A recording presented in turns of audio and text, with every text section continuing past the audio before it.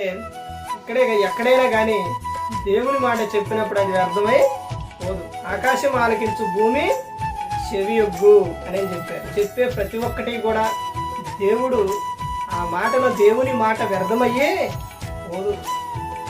ఇది మనం విని హృదయంలో పెట్టుకొని ఎవరు చెప్పినా కానీ అది నా మంచి కోసమే, దేవుడు నాతో మాట్లాడారని నువ్వు గ్రహించుకున్నప్పుడు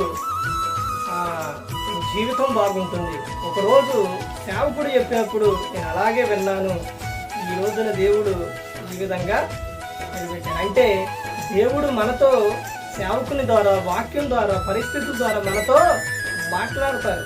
మాట్లాడినప్పుడు నువ్వు విన్నప్పుడు నీ జీవితం బాగుంటుంది, అద్భుతంగా ఉంటుంది.